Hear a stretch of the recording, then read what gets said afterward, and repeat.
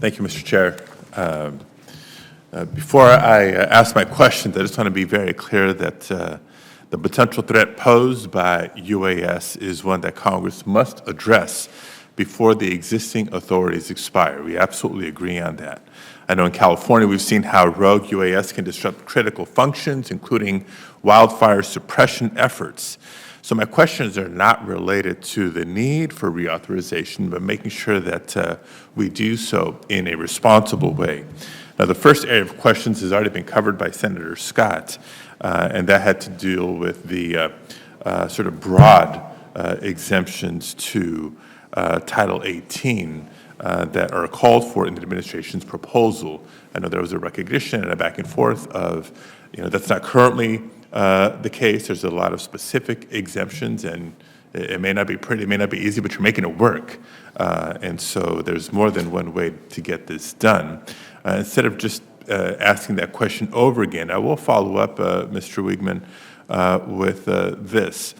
Title 18 for the U.S. Code includes prohibitions against, for example, committing war crimes, intimidating voters, and engaging in video voyeurism. So I understand why the Department of Justice and DHS might need to be exempt from the Wiretap Act, but why do you need to be exempt from prohibitions against the examples I just gave? Yeah, we don't. Although, again, to be honest, none of those activities would be authorized by this statute, because you can only take under the statutory regime those actions which are necessary to detect and then mitigate a credible threat. And so it's hard for me to imagine a voyeurism or war crime coming into play there. So the statute would not give protection against those offenses because of the way it's structured, right?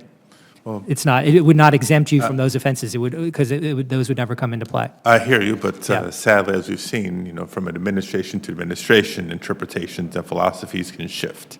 And so what we do put into statute in terms of exemptions does matter. And I think it is critical and important.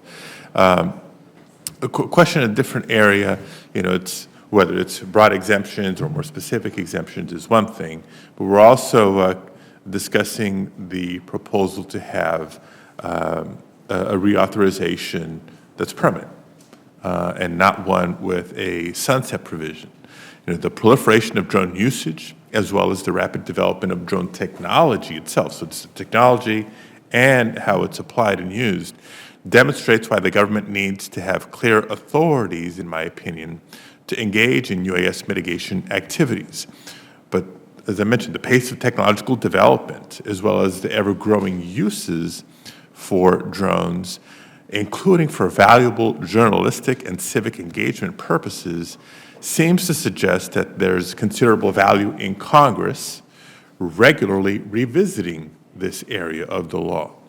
The administration's proposed legislation seeks a permanent CUAS authorities rather than including a sunset provision that would require not just Congress, but the executive branch to come together in a few years to evaluate how well the expanded authorities called for in the statute are working. And happy to debate whether it's 3 years, 5 years, 7, whatever the time frame makes sense. But Ms. Vinograd, let me direct the question to you. Why shouldn't we all be required to revisit the broad authorities being granted in this bill in a few years? Senator, just to be clear, what we are seeking in this legislation is a lack of a sunset clause for most of the authorities. The SLTT pilot program, we are not requesting indefinite authorities for.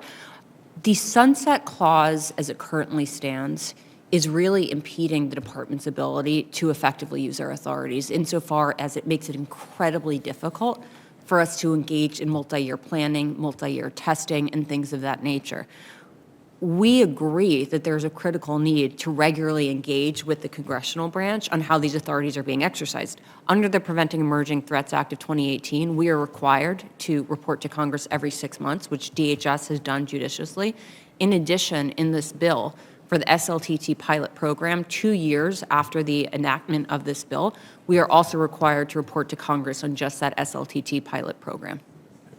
Yeah, so you may disagree, but what I'm hearing is an argument for a longer reauthorization, not a shorter one. But I still believe in the power in the sunset mechanism to force these conversations. That then keeps us from, talking every day, every week, every month, not just every 6 months, not just every 2 years.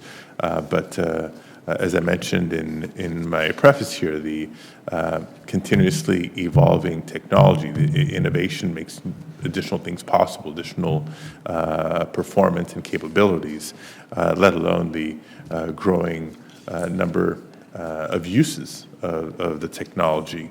I think more regular required conversation from Congress to Congress and from administration to administration would be worthwhile. So I know it's been a long morning for all three of you. I will leave my comments and questions at that, but look forward to working with you as this proceeds.